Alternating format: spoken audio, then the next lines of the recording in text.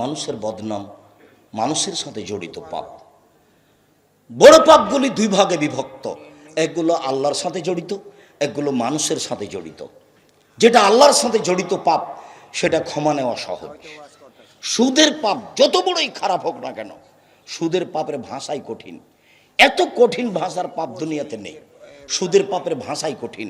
আল্লাহ রসুল বলছেন, মায়াকুল দিরহমরে বহায়ালাম আসাদ্দমিন সিত্তাতে সালাসিনা জিনিয়া।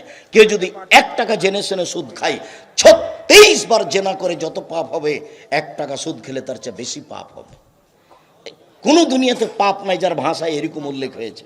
পাপের জগতে সবচেয়ে বড় পাপ শিরক, কিন্তু ভাষা এমন নয়। পাপের জগতে দ্বিতীয় মহাপাপ পিতামাতার অবাধ্য চলা, কিন্তু ভাষা এমন নয়। পাপের জগতে তৃতীয় মহাপাপ আপনার মিথ্যা সাক্ষী দেওয়া, কিন্তু ভাষা এরকম নয়। পাপের জগতে তৃতীয় চতুর্থ মহাপাপ সন্তান হত্যা করা, কিন্তু ভাষা এমন নয়। পাপের জগতে চতুর্থ পঞ্চম মহাপাপ আপনার মানুষকে হত্যা করা, আপনার ওই এতিমের মাল ভক্ষণ করা, জাদু করা, এগুলো বড় বড় পাপ, কিন্তু ভাষা এমন নয়। আল্লাহ রসুল বলছেন, আর রেবা সাবুনা জুজান আইসার হাইন করা চলো মাহু। সুদের পাপের 17টি ভাগ রয়েছে। ছোট ভাগ হলো মার সাথে জেনা করলে যেমন পাপ হয়, ছোট থেকে বড়, বড় থেকে ছোট, ছোট থেকে বড়, বড় থেকে ছোট। সুদের পাপের 70টি ভাগ রয়েছে। ছোট ভাগ হলো মার সাথে জেনা করলে যেমন পাপ হয়, এর ভাষাই ভিন্ন।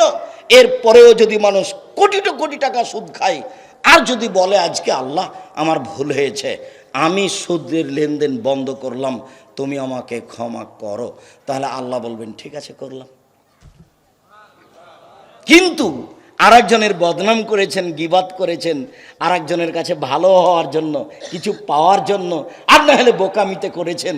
এখন হজ করতে গিয়ে কাবা ঘরের গিলাপ ধরে যদি মরা পর্যন্ত কাঁদেন, লাভ হবে না। যার বদনাম করেছেন তার কাছে ক্ষমা নিতে হবে।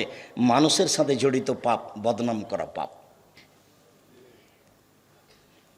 সম্মানিত দিনী ভাই বোন, পাপের জগতে মহাপাপ হলো মদ খাওয়া। এক অবাক পাপ। কেউ যদি একবার মদ খাই, তাহলে 40 দিন তার নামাজ সালাত কবুল হবে না। 40 দিন। কেউ যদি নেশাদার দ্রব্য পান করে, তাহলে 40 দিন সে আল্লাহকে নিজের দিকে করতে পারবে না। কেউ যদি নেশাদার দ্রব্য পান করে, সেই পাপটা হবে মূর্তি পূজার মতো। মূর্তি আপনার সরস্বতী, ভগবতী, কালী, দুর্গা, এদের যেমন পূজা করলে পাপ হয়, তেমন পাপ হয় নেশাদার দ্রব্য পান করলে। এরপরেও নেশাদার দ্রব্য পান করেছে আজীবন, আজকে বলছে আল্লাহ আমার ভুল হয়েছে, তুমি আমাকে মাফ করো। আল্লাহ বলবেন ঠিক আছে করলাম। কেন? এই আল্লাহর সাথে জড়িত পাপ। আল্লাহর সাথে জড়িত পাপ ক্ষমা নেওয়া সহজ। প্রতীক্ষমান আছেন তিনি। প্রত্যেক রাতের 3 ভাগের 2 ভাগ পার হওয়ার পরে তিনি প্রথম আকাশে নেমে আসেন।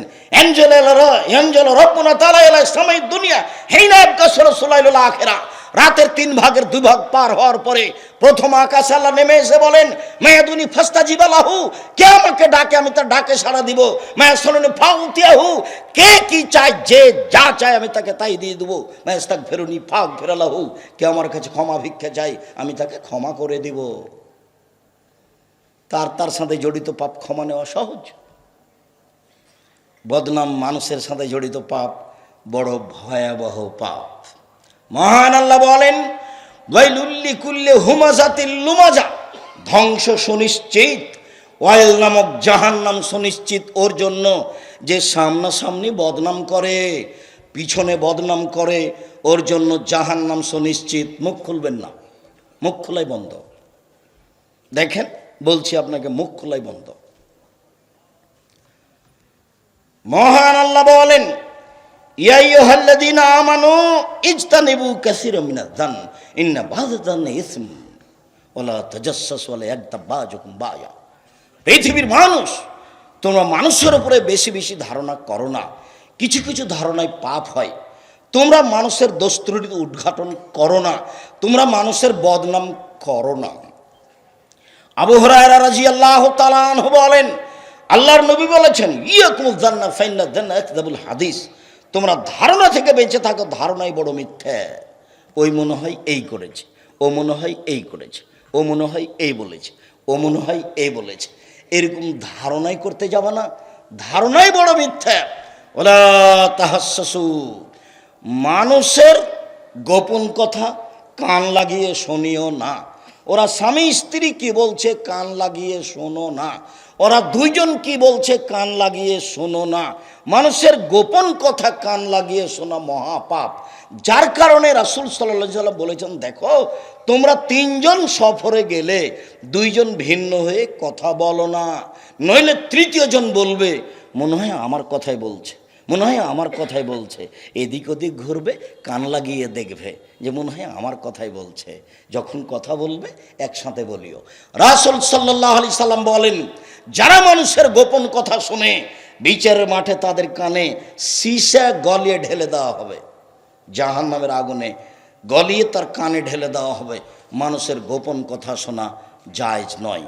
ওলা তাহাসসু ওলা তাজাসসু, তোমরা মানুষের দোষ ত্রুটি উদ্ঘাটন করিও না।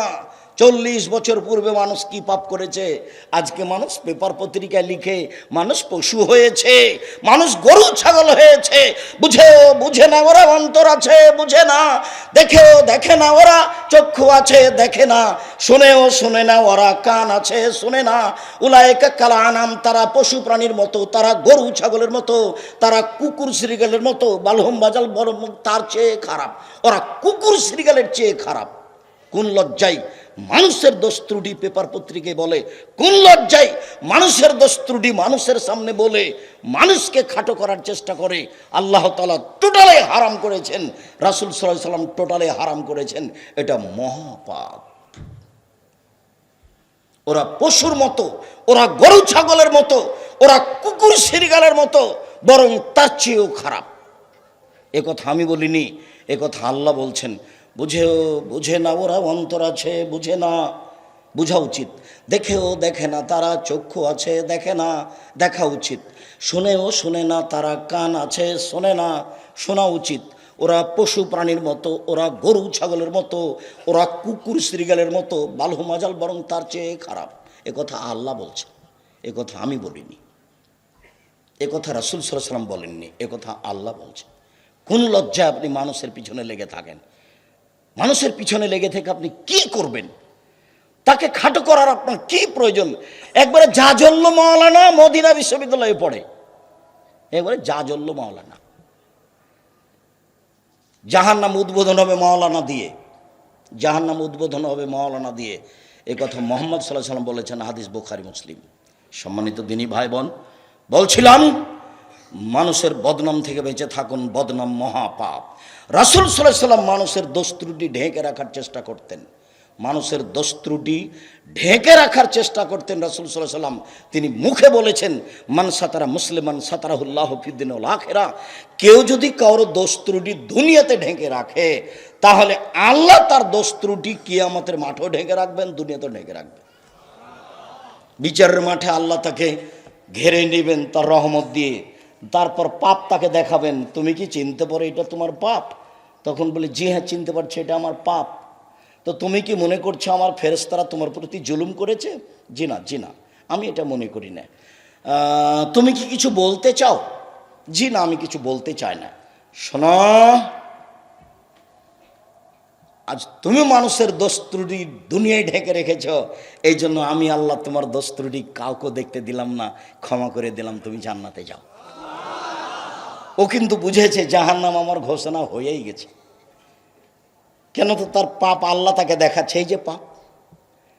কিন্তু বলছে না, তুমি যে মানুষের দোষ ত্রুটি ঢেকে রেখেছিলে, তুমি মানুষের দোষ ত্রুটি ঢেকে রাখতে, আমি আল্লাহ তোমার দোষ ত্রুটিটা ঢেকে রাখতে পারি না। যাও, ঢেকে দিলাম, তুমি জান্নাতে চলে যাও।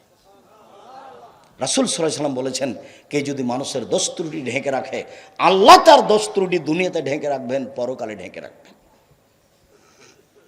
রাসূল সাল্লাল্লাহু আলাইহি ওয়াসাল্লাম মানুষের দোষ ত্রুটি ঢেকে রাখতে চেষ্টা করতেন। একটা বর্ণনা দেখায় আপনাকে। মাইজ ইবনে মালিক আল্লাহ রাসূলের কাছে এসে বলছেন, তাহিরুনি ইয়া রাসূলুল্লাহ, আল্লাহ রাসূল আমাকে পবিত্র করেন। তখন আল্লাহ রাসূল বলছেন, ইরজি, বাড়ি ফিরে যাও, আস্তাগফিরুল্লাহ, আল্লাহর নিকটে ক্ষমা চাও, অতুব ইলাইহি, তুমি তওবা করো, তোমার পাপ ক্ষমা হয়ে যাবে। আল্লাহ রাসূল তাকে তওবা করতে বলছেন কেন? তার মানে আল্লাহ রাসূল বুঝতে পেরেছেন ঘটনা দুর্ঘটনা, মহাপাপ, কিন্তু কোনো প্রমাণ নেই, যার কারণে উনি বলছেন তুমি ফিরে যাও।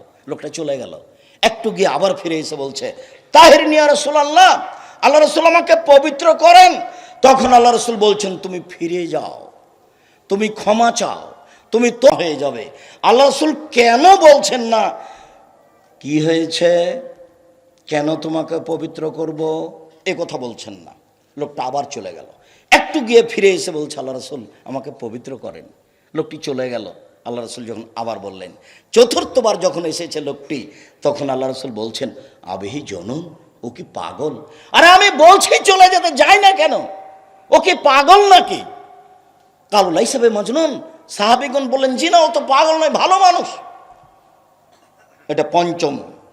ষষ্ঠবার আল্লাহ রাসূল বলছেন, আশারে বা খামরান, তাহলে কেউ মদ পান করেছে, তাই তার মস্তিষ্ক বিকৃত হয়েছে, সে আমার কথা বোঝে না কেন? আমি তো তাকে চলে যেতে বলছি, ও যায় না কেন? তাহলে কি সে মদ খেয়েছে, তাই তার মস্তিষ্ক বিকৃত হয়েছে, সে তো আমার কথা বুঝে না, ও যায় না কেন? ফাঁকা মারা জলুন ফাস্তান খাও। একটা লোক দাঁড়িয়ে তার নাকটা সঙ্গে দেখে বল, মাশারে বা খামরান, আল্লাহ রাসূল ও তো মদ পান করেনি, ও তো ভালো মানুষ। তখন আল্লাহ রাসূল বলছেন, আজ জানাইতা, তুমি জেনা করেছ? তখন লোকটি বলছে, মানুষ বৈধভাবে যা করে আমি অবৈধভাবে তাই করেছি, বিচার করে দেন। বাকি যা হলো হলো, বিচার হয়ে গেল। অনেক দিন পরে মাইজ ইবনে মালিক যার বাড়িতে থাকতেন, তার নাম হাজ্জাল, ধনী মানুষ। হঠাৎ একদিন রাসূলের সাথে সাক্ষাৎ, মুখামুখি। তো হজ্জালকে আল্লাহ রাসূল বলছেন, হজ্জাল, লাউ সাতারতা খাবারা মাইজ ইবনে মালিক, ওহ, তুমি যদি মাইজ ইবনে মালিকের দোষটা ঢেকে রাখতে, তাহলে যে কত ভালো হতো। তুমি আমার কাছে পাঠিয়ে দিলে, শেষ পর্যন্ত বিচার হয়েই গেল। হজ্জাল, তুমি যদি মাইজ ইবনে মালিককে আমার কাছে না পাঠাতে, তুমি যদি তার দোষ ত্রুটি ঢেকে রাখতে তোমার কাপড় দিয়ে, তাহলে কত ভালো হতো। আল্লাহ রাসূল বহুদিন পরে হজ্জালের সামনে এই দুঃখটা প্রকাশ করলেন। সম্মানিত দিনী ভাই বোন, হয়তো বা আপনাকে আমি বোঝাতে সক্ষম হয়েছি বলে মনে করছি যে রাসূল সাল্লাল্লাহু আলাইহি ওয়াসাল্লাম মানুষের দোষ ত্রুটি ঢেকে রাখার জন্য কেমন চেষ্টা করতেন। বদনাম মহাপাপ, বদনামের ফলাফল জাহান্নাম। হুযায়ফা ইবনুল ইয়ামান রাদিয়াল্লাহু তাআলা আনহু বলেন, রাসূল সাল্লাল্লাহু আলাইহি সাল্লাম বলেছেন, লা ইয়াদখুলুল জান্নাতা কাত্তাত ওয়া ফি রাওয়াতিন নাম্মাম, বদনাম করে যারা, চগলখড়ি করে যারা, ওরা জান্নাতে যাবে না। এর কথা ওকে লাগায়, ওর কথা ওকে লাগায়। বদনাম করে যারা, মানুষকে খাটো করার চেষ্টা করে যারা, ওরা জান্নাতে যাবে না। চুগলখড়ি করে যারা, বদনাম করে যারা, ওরা জান্নাতে যাবে না। এই কথা মুহাম্মদ সাল্লাল্লাহু আলাইহি সাল্লাম বলেন। সাহল ইবনে সাদ রাদিয়াল্লাহু তাআলা আনহু বলেন, রাসূল সাল্লাল্লাহু আলাইহি সাল্লাম বলেছেন, মাইয়াজমান লি মা বাইনা লাইহি ওয়া মা বাইনা রিজলাই আজমাল্লাহুল জান্নাহ। পৃথিবীর মানুষ শুনে রেখো, তোমরা যদি দুইটা জিনিসের জিম্মেদারি নিতে পারো, আমি মুহাম্মদ সাল্লাল্লাহু আলাইহি সাল্লাম তোমাকে জান্নাতে নিয়ে যাওয়ার জন্য জিম্মেদারি নিলাম। এক, মুখের যদি জিম্মেদারি নিতে পারো, মুখে কারো বদনাম করবা না, মুখে কারো বিরুদ্ধে যাবা না, যদি মুখের জিম্মেদারি নিতে পারো। দুই, যদি লজ্জা স্থানের জিম্মেদারি নিতে পারো, জেনায় লিপ্ত না হও, তাহলে আমি তোমাকে জান্নাতে নিয়ে যাওয়ার জন্য জিম্মেদারি নিলাম। বুখারী মুসলিম। মুখ বড় বিপজ্জনক বস্তু। রাসূল সাল্লাল্লাহু আলাইহি ওয়াসাল্লাম একদা বলেন, সঙ্গী সাথী হেলতে দিল না মাইকুবুল নাসান্নারা, বলতে পারো সঙ্গী সাথী মানুষকে পিছন দিক থেকে ধাক্কা মারে জাহান্নামে নিক্ষেপ করে কি? সঙ্গী সাথী বলতে পারো মানুষকে পিছন দিক থেকে ধাক্কা মারে জাহান্নামে নিক্ষেপ করে কি? সঙ্গী সাথী বলতে পারো মানুষকে পিছন দিক থেকে ধাক্কা মারে জাহান্নামে নিক্ষেপ করে কি? এই কথা বলতে বলতেই ফাঁকা জালে সানাহু, জিভাটা ধরে নিয়ে বলছেন, দেখো জিভা মানুষকে পিছন দিক থেকে ধাক্কা মারে জাহান্নামে নিক্ষেপ করে। মুখ বড় ভয়াবহ বস্তু। সম্মানিত দিনী ভাই বোন, একদা রাসূল সাল্লাল্লাহু আলাইহি ওয়াসাল্লাম বলেন যে কাইফাবে কুমাবে জামানিন, তোমাদের কি হবে, যুগের কি হবে, তোমাদের কি হবে, যুগের কি হবে। এটা উবকি তুমি হোসালাত মিনান নাস, যখন তোমরা থাকবে আগাছার মাঝে, সমাজে কোনো ভালো মানুষ থাকবে না, সবাই হবে খারাপ। সমাজে কোনো ভালো মানুষ থাকবে না, প্রায় সবাই হবে খারাপ। মানে যাত মিনহুমুল উহুদ, তাদের ওয়াদা অঙ্গীকার থাকবে না, সব কিছু মিটে যাবে। আখতালাফু বাইনাহুম, তাদের ভিতরে মতবিরোধ বেড়ে যাবে। ফাঁসা বাঁকাবে না আসাবে। তারপর তিনি ডান হাতের আঙ্গুলকে বাম হাতের আঙ্গুলের মধ্যে ঢুকে দেখালেন, দেখো দেখো দেখো, মানুষের মধ্যে মতবিরোধ এইভাবে বেড়ে যাবে। তখন তোমাদের কি হবে, যুগের কি হবে? তখন তোমাদের কি হবে, যুগের কি হবে? সাহাবীগণ বলেন তাহলে কি করতে হবে? তখন আল্লাহ রাসূল বলেন, এক, আলজাম লিসানাক, মুখখান বন্ধ রেখো। দুই, আলজাম বাইতাক, বাড়িতে থাকো। তিন, খুঁজবো তারিফ দামা তনকেরও, যেটা ভালো সেটা নিও, যেটা খারাপ মনে করো সেটা ছেড়ে দিও। রাসূল সাল্লাল্লাহু আলাইহি ওয়াসাল্লাম তিনটা কথা বললেন। উকবা ইবনে আমির রাদিয়াল্লাহু তাআলা আনহু বলেন, একদা আল্লাহ রাসূলকে জিজ্ঞাসা করা হলো, মান নাজাত, বাঁচার পথ কি, কি করলে বাঁচবো? তখন এক নম্বর আল্লাহ রাসূল বললেন, আলজাম লিসানাক, মুখখান বন্ধ রেখো, বেঁচে যাবা। মুখখান বন্ধ রেখো, বেঁচে যাবা। রাসূল সাল্লাল্লাহু আলাইহি সাল্লামকে জিজ্ঞাসা করা হলো, মা আন আকসারে মাইদগুলো নাসান নারা, মানুষকে বেশি বেশি জাহান্নামে নিক্ষেপ করে কি? আল্লাহ রাসূল সেই জিনিসটা কি যে জিনিস মানুষকে বেশি বেশি জাহান্নামে নিক্ষেপ করে? তখন আল্লাহ রাসূল উত্তরে বললেন, আল ফারজ আল ফাম, মুখ আর লজ্জা স্থান। মুখ মানুষকে জাহান্নামে নিক্ষেপ করে, আর লজ্জা স্থান মানুষকে জাহান্নামে নিক্ষেপ করে। মানুষ হিসাব নিকেশ করতে পারে না কখন কি বলল। যার কারণে আমি বলেছি চারটা জিনিস জরুরি মনে করবেন। এক, 5 ওয়াক্ত সালাত। দুই, হালাল রুজি। তিন, কোরআন তেলাওয়াত। চার, যেখানে দুইজন বসে আছে সেখানে বসবেন না। জরুরি কারণ ছাড়া দুইজন যেখানে বসে আছে সেখানে বসবেন না। হয়তোবা সেখানে কারো বদনাম হচ্ছে, আপনি বসেই বলছেন ঠিকই বলেছেন, আসলেই খারাপ। এবার তাহাজ্জুদ পড়ছেন, সব নেকিকে এক পাল্লায় দেন আর এইটা এক পাল্লায় দেন, দেখেন কি হয়। মুখ বড় বিপজ্জনক বস্তু, আপনি বুঝতে পারেননি। মুখ আপনাকে টেনে জাহান্নামে নিয়ে যাবে। তাহাজ্জুদ ঠিকই পড়ছেন, কিন্তু এদিকে উল্টা পথে আছেন। খুব সাবধান, কারো পিছনে লেগে কিছু করতে হবে না। কিছু যদি চান উপরে চাইবেন, কিছু যদি করেন উপরওয়ালাকে বলেন, উনি সর্বশক্তিমান, সব কিছু করতে পারেন। তিনি সর্বশক্তিমান, সব কিছু করতে পারেন। রাতে উঠে 2 রাকাত সালাত আদায় করে কান্নাকাটি করে বলবেন, সব ঠিক হয়ে যাবে। বলার পদ্ধতিতে বলেছি হাত বেশি করে উঠাবেন। বলার পদ্ধতিতে বলেছি আপনি ইসমে আজম পড়বেন, আল্লাহু নাসআলুকা বিআন্নাকা আনতাল্লাহ লা ইলাহা ইল্লা আনতা আল-আহাদুস সামাদুল্লাযী লাম ইয়ালিদ ওয়া লাম ইউলাদ ওয়া লাম ইয়াকুল লাহু কুফুয়ান আহাদ। দোয়াতে দরুদ পড়বেন। দরুদ না পড়লে দোয়া উপরে যায় না। দোয়া করার সময় কান্নাকাটি করে বলবেন, হাত তুলে বলবেন, খালি হাত ফিরে দিতে লজ্জা পাই। নির্জনে বলবেন যেখানে কেউ নেই, তাহলে তা আল্লাহ আপনার কথা শুনবেন। আল্লাহ তাআলা আমাদের নবীকে বলছেন, ফাইযা ফারাগতা ফানসাব ওয়া ইলা রাব্বিকা ফারগাব।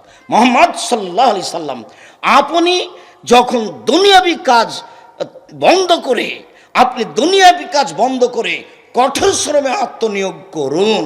আর আপনি আমাকে যা বলবেন তা বিনয়ের সাথে কান্নাকাটি করে বলুন। আবার আল্লাহ রাসূল বলছেন, লাইসা শাইউন আহাব্বা ইলাল্লাহি মিন কাতরাতাইনি, 2টি বিন্দু ফোঁটা আল্লাহর কাছে যত প্রিয়, পৃথিবীর কোনো কিছু আল্লাহর কাছে তত প্রিয় নয়। এক ফোঁটা চোখের পানি আল্লাহর কাছে যত প্রিয়, পৃথিবীর কোনো কিছু আল্লাহর কাছে তত প্রিয় নয়। আরেকটা রাসূল সাল্লাল্লাহু আলাইহি ওয়াসাল্লাম বলেন, লাইসা শাইউন আকরামু ইনদাল্লাহি মিনাদ দুআয়ে, আল্লাহর কাছে চাওয়া কাজটি যত প্রিয়, পৃথিবীতে কোনো কাজ তত প্রিয় নয়। এক, হাত তুলে চাই, ফিরিয়ে দিতে লজ্জা পায়। 2, কান্নাকাটি করে চাই, এটা তার কাছে সবচেয়ে প্রিয়। 3, চাইলে তিনি খুশি হন, না চাইলে তিনি রাগ করেন। সব এক জায়গাতে জমা হয়ে গেছে।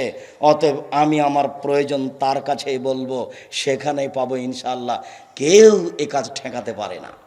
তাই আল্লাহুম্মা লা মানিয়া লিমা আতাইতা ওয়ালা মুতিয়া লিমা মানাতা, তুমি যা দিবে কেউ ঠেকাতে পারে না, তুমি যা দিবে না তা কেউ দিতে পারে না।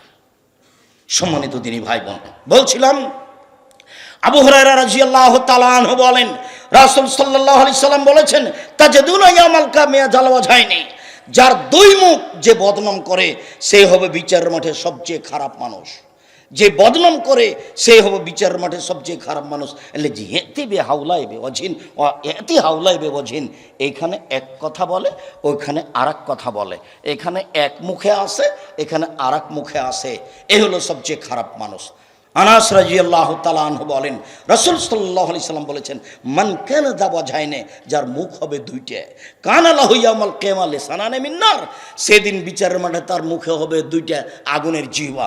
এই ছেলে,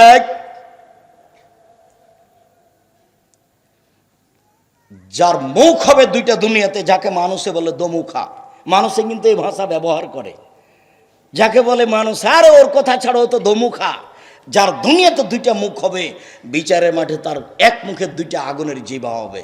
এই কথা মুহাম্মদ সাল্লাল্লাহু আলাইহি সাল্লাম বলেন। বদনাম মহাপাপ।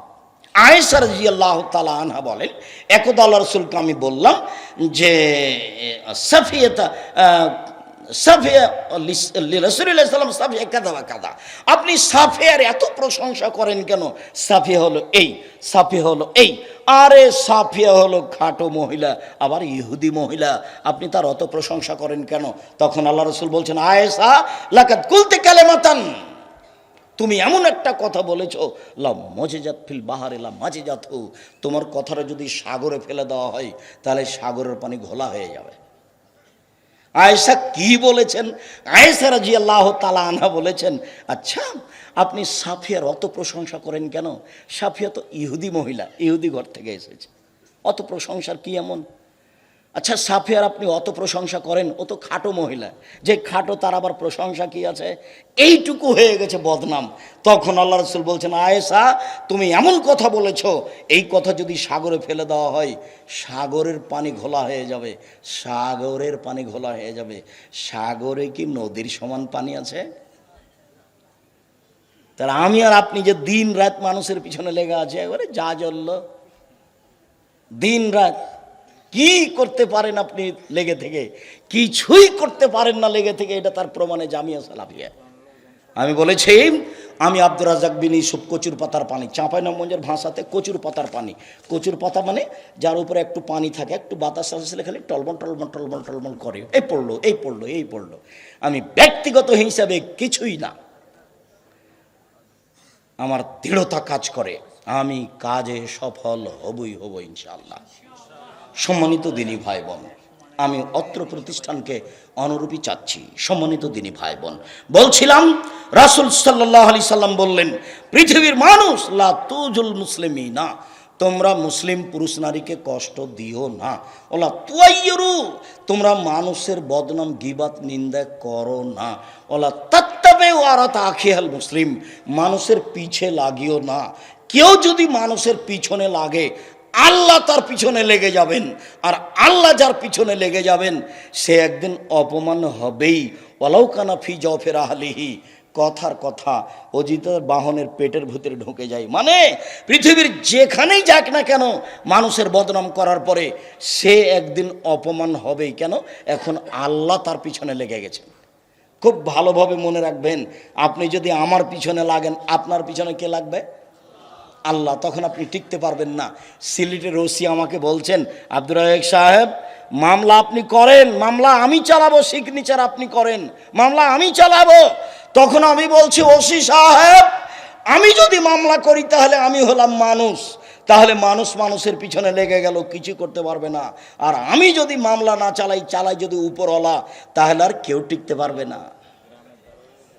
অতএব এটার আমার প্রয়োজন নেই, এটার আমার প্রয়োজন নেই। আমি বলেছি কবি নজরুল ইসলাম ভুল বলেছেন, তো আমার নামে 5,000 কোটি টাকার মামলা হলো আপনার সিলেটে, আর 1,000 কোটি টাকার মামলা হলো সুনামগঞ্জে। তো আমি কোর্টে কাঠগড়ায় দাঁড়ালাম, আমি বলেছি কবি নজরুল ইসলাম ভুল বলেছেন। কবি নজরুল ইসলাম বলেছেন, মসজিদের পাশে কবর দিও ভাই, তাহলে এই গুনাহগার কবর আযাব হতে পাইবে রেহাই। আমি বলেছি মসজিদের পাশে কেন, কারো বাপের কবর যদি কাবা ঘরের নিচে ঢুকিয়ে দেওয়া হয় 1 পয়সা লাভ হবে না। কর্মই কেন নাকি আমি তার মান সম্মানের খাটো করেছি। ও বলেছে যে ওমা তোমার আকাশ তোমার বাতাস, আমি বলেছি ওর বাপের আকাশ। ও তো আর বুঝতে পারে না, ও তো আর একদিন রাত বুঝতে পারে না আমাদের বাচ্চারা। ও বলছে ও কালিমা তোমার আকাশ তোমার বাতাস, তো কালিমা তোমার বাপের আকাশ তোমার বাপের বাতাস। তখন নাকি আমি তার নিন্দা করেছি। এবার সিলেট কোর্টে দাঁড়িয়েছি, জজ বলছেন আপনি কি পিস টিভির আলোচক, জি আপনার মামলা আমি খারিজ করে দিলাম। আর সুনামগঞ্জে বলছে যে আপনি এই জন্য এসেছেন তা আমার মনে হয় না, মামলার সাথে আপনার সাথে কোনো কথা নেই, আপনার সাথে আমার এমনি একটা কথা। 14 মিনিট কথা বললেন, তাকে যেগুলো বক্তব্য ভালো লাগেনি সেগুলো তিনি আলোচনা করলেন। আমাকে উকিল বলে দিয়েছেন মুখ খুলবেন না, আমি খালি হাসলাম আর তাকাতে থাকলাম, আমি কিছু বললাম না। বললেন যে আপনার জামিন মঞ্জুর করা হলো। তারপর কয়দিন পরে এমনি ঠিক হয়ে গেছে, আর যেতে হয়নি। কারোর বিরুদ্ধে লড়ে কি করবেন? উপরওয়ালাকে লড়তে বলেন, তাহলে আপনি জয়ী হবেন। আপনি যদি লড়েন তাহলে আপনি একটা মানুষ, আপনি কি আর করবেন? পিছে পিছে দৌড়াতে হবে, টাকা খরচ হবে। মামলা করে আপনি কি করবেন? ও করতে থাকে, আপনি পিছে পিছে থাকেন।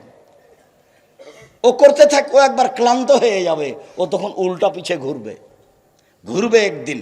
তার প্রমাণ, জাজল্য প্রমাণ জামিয়া সালাফিয়া। সম্মানিত দিনী ভাই বোন, বলছিলাম রাসূল সাল্লাল্লাহু আলাইহি ওয়াসাল্লাম বলছেন, শেষের দিকে চলে আসলাম।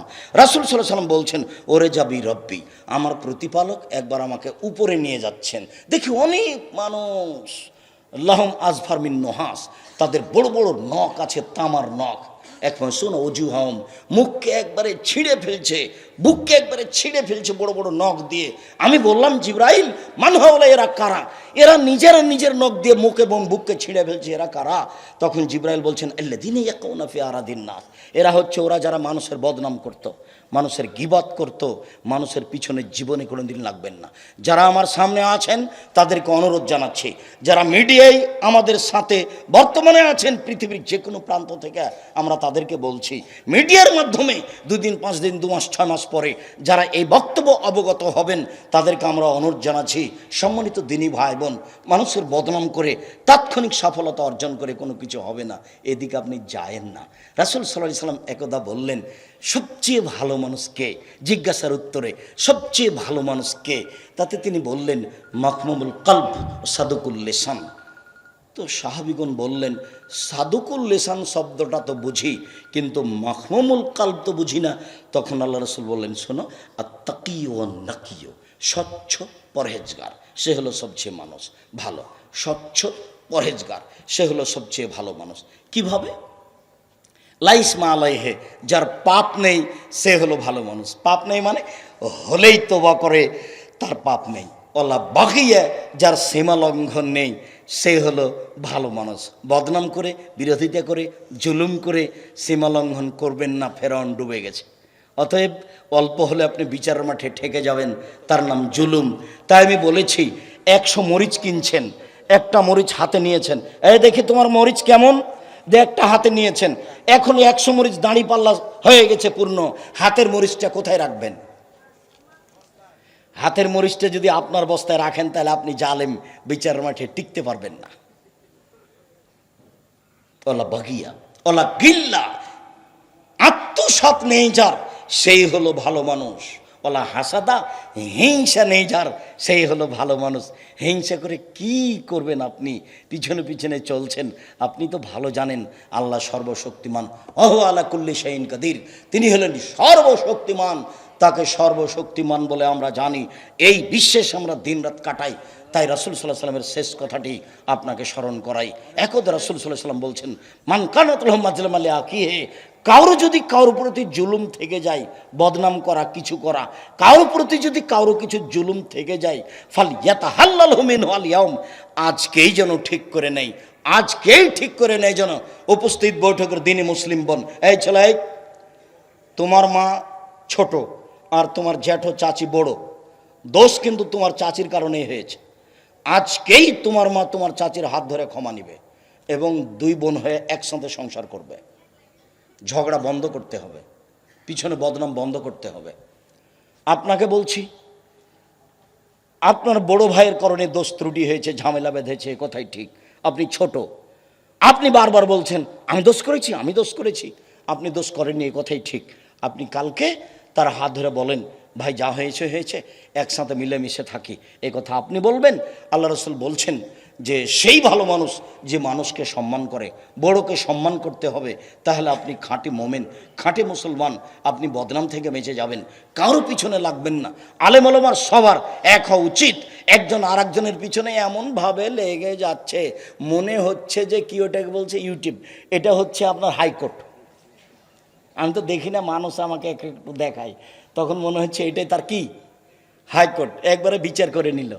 আর এই ছেলেগুলো যারা পিছে পিছে ঘুরে, এইসব এই মিডিয়ার কিছু ছেলে আছে যারা পিছে পিছে বলে, এই বোকা ছেলে তুমি আরেকজনের বিপক্ষে বলে এটা তুমি কি করো? তুমি যাকে খুশি করছো ও তোমার কে? ও তোমার কি করে? তুমি যাও, যাকে খুশি করেছে সে তোমাকে একবারে উচিত মতো শিক্ষা দিয়ে বের করে দিবে। তোমার কথা মাঝে মধ্যে বলে, তোমার মানে তোমার ভাইয়ের, যেই হোক, এরকমই শুনতে পাই। তোমরা যারা ওর সাথে থাকো, একজন আর একজনের পিছে লাগো কেন? ওটা দিয়ে কি করবে তুমি? দিন রাত বদনাম আমি শুনি। জামিয়া সালাফি রূপগঞ্জ নারায়ণগঞ্জের দিন রাত ইউটিউবে দেওয়া হয়ে কথা আমি শুনি।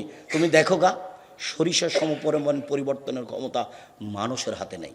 আলহামদুলিল্লাহ, এটাই যদি জাজল্য দেখতে পাও তোমাকে জামিয়া সালাফে দেখতে হবে। আকরামুজ্জামান বিন আব্দুস সালাম তার একজন, অনেক মানুষ বিরোধিতা করতে চেয়েছে, যত বিরোধিতা করছে তত সামনে বাড়ছে। এটাই স্বাভাবিক গতি, এটাই স্বাভাবিক গতি। তুমি বুঝতে পারো না জামিয়া সালাফে কিভাবে অল্প দিনে কোথা থেকে কোথায় চলে গেল। জামিয়া সালাফের ডাঙ্গিপাড়া 30 বিঘা জমির ওপরে, কতখানি 30 বিঘা জমির ওপরে, যার একটা মসজিদ 4 তলা হয়ে গেছে 90% জমির ওপরে। এত বড় মসজিদ আপাতত বাংলাদেশে কোনো আহলাদিসের নেই। আর যেটা এখন হচ্ছে সেটা ভারত, বাংলাদেশ, পাকিস্তানে, শুধু তাই নয়, এশিয়া মহাদেশের সঠিক আকীদার সবার বড় প্রতিষ্ঠান হবে এবং মসজিদ হবে ইনশাআল্লাহ। আমি সাথে থাকলেও হবে, না থাকলেও হবে, হবেই হবে ইনশাআল্লাহ। ওটাকে কেউ ঠেকাতে পারবে না। ওটাকে ঠেকাতে হলে উপরে বলতে হবে, উপরওয়ালা রাজি না হলে তোমার কাজ হবে না। তুমি চেষ্টা করে কিছু করতে পারবে না। যার কারণে তোমরা মিডিয়া আছে, এই ছেলেরা তোমরাকে বলতেও, আমি তোমাদের সামনে, যারা তোমরা আমার সামনে আছো আমি তাদেরকে বলি না, তোমরা সহ যত আরও তোমাদের সাথে থাকে যারা এই কাজ করে, যারা উস্কাতে পারে, এইগুলো করিও না। করে কি করবা? দেখো কিছু লাভ নেই, কিছু করতে পারবে না। কিছু করতে পারলে কে পারে? উপরওয়ালা পারে। অযথা তুমি মানুষের বদনাম করলে তোমার নাম তো আর একজন জানে, তোমার নাম তো আমাকে শোনায় যে অমুক এই কথা বলে, অমুক এই কথা বলে। আবার ফের কেউ দেখায়, এই যে দেখেন তো এটাকে চিনতে পারেন। আমি যে আমার চিনার প্রয়োজন নাই, আমার চিনার প্রয়োজন নাই। সম্মানিত দিনী ভাই বোন, বদনাম গীবত মহাপাপ। বদনাম গীবত মানুষের সাথে জড়িত পাপ মর্মে উপস্থিত বৈঠকের দিনী বোন, আমরা আপনাদেরকে অনুরোধ জানাচ্ছি, আপনাদের জন্য সহজ পদ্ধতি রাসূল সাল্লাল্লাহু আলাইহি সাল্লাম যে জান্নাতের কথা বলেছেন সেটা পালন করুন, আপনার জন্য জান্নাত সহজ হবে। আল্লাহ রাসূল বলেছেন, মহিলার যদি 4টা কাজ করতে পারে, 1 সলাত খামসাহা, 5 ওয়াক্ত সলাত আদায় করবে, সমাত সাহারা, রমজান মাসের সিয়াম পালন করবে, অর্থাৎ বালাহা, স্বামীকে মেনে চলবে, তিতা লাগলেও মিঠা লাগলেও, তিতা লাগলেও মিঠা লাগলেও, ওহাসানাত ফারজাহা, জেনায় লিপ্ত হবে না, লজ্জাস্থানকে হেফাজতে রাখবে, ফাল তাদখুল মিন আইয়ি বাবওয়ান মিন আবওয়াবিল জান্নাহ শাত, তাহলে জান্নাতের যে কোনো দরজা দিয়ে চাইবে ও ঢুকতে পারে। এটা বিশাল পাওয়া আপনাদের জন্য। কেন আপনি আর একজনের বদনাম করতে যাবেন, গীবত করতে যাবেন? একটা মহিলা একটু চাউল কর্জ করতে এসেছে, এসে বলছে, বুবু শুনেছ অমুকের কথা, বুবু শুনেছ, চাঁপাইনবাবগঞ্জের ভাষায়, বুবু শুনেছ, তেমনি আপনাকে বলতে হবে, চুপ থাকেন। বুবু কি শুনেছি মানে কি?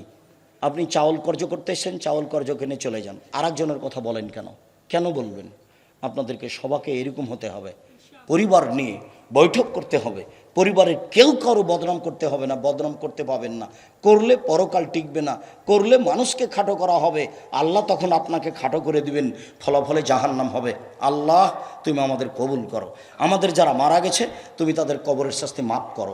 আমরা যারা অসুস্থ তুমি তাদের আরোগ্য দান করো। আমরা যারা বেঁচে আছি তুমি তাদেরকে তোমার রাসূলের পদ্ধতি অনুযায়ী চলার তৌফিক দান করো। আল্লাহ তুমি এই প্রতিষ্ঠানকে কবুল করো, আল্লাহুম্মা আমিন। আল্লাহ তুমি এই প্রতিষ্ঠানকে কবুল করো, আল্লাহুম্মা আমিন। তুমি জামিয়া সালাফিকে কবুল করো, আল্লাহুম্মা আমিন। 7-8 মার্চ, 7-8 মার্চ বৃহস্পতিবার, শুক্রবার জামিয়া সালাফে রূপগঞ্জ নারায়ণগঞ্জ সম্মেলন, দেশবাসী, দেশের বিদেশের, ভারতের এবং সৌদি আরবের এবং বাংলাদেশের বিদ্বানগণ থাকবেন। সম্মানিত দিনী ভাই বোন, সকলের কল্যাণ কামনা করে সকলকেই অত্র প্রতিষ্ঠানের জন্য অল্প থেকে অল্প, কম থেকে কম, বেশি থেকে বেশি দান করার অনুরোধ জানিয়ে আপাতত আমার কথা সংক্ষিপ্তভাবে এখানে শেষ করলাম।